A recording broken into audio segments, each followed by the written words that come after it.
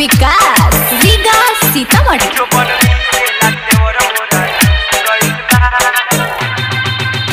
अभी लइका तू बारा तनी रहन सुधार। अभी लइका तू बारा तनी रहन सुधार। अभी लइका तू बारा तनी रहन सुधार। ये देखी सुनी दिलवा में हुक भइल बा। जो बनमी से लाते और मोरा रूस गइल बा। हो हो हो हो हो हो हो हो। जो बनमी से लाते और मोरा रूस गइल बा। हो हो हो हो हो हो हो हो।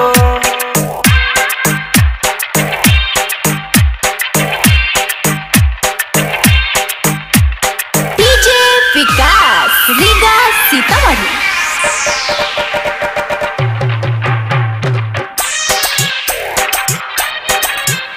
आदेश जिया पकुद के ही चढ़ जाता हो। एकरा समझ में ना आवता हो। एकरा समझ में ना आवता हो। आदेश जिया पकुद के ही चढ़ जाता हो। एकरा समझ में ना आवता हो।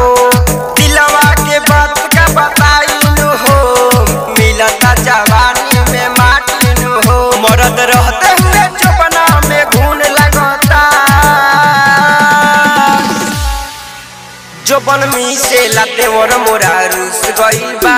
हो हो हो हो हो हो हो हो। जो बनमी से लाते और मोरा रूस गइल बा। हो हो हो हो हो हो हो हो हो। जो बनमी से लाते और मोरा रूस गइल बा। डीजे विकास रीगा सीतामढ़ी।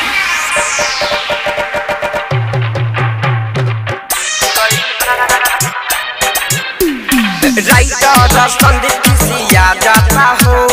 जो बना हमार बसिया जाता हो। पवन अनिल खिसिया जाता हो। जो बना हमार बसिया जाता हो। मनु देवरवा धराई बहो। गत बेरा में बिटाई बहो। मना कैला पर हमरा पभी गइल बा। जो बनमी से लाते और मोरा रूस गइल बा। हो हो हो हो हो हो हो हो। जो बनमी से लाते और मोरा रूस गइल बा। हो हो हो हो हो हो। संगीत ज्योति स्टूडियो छौड़ा दानो।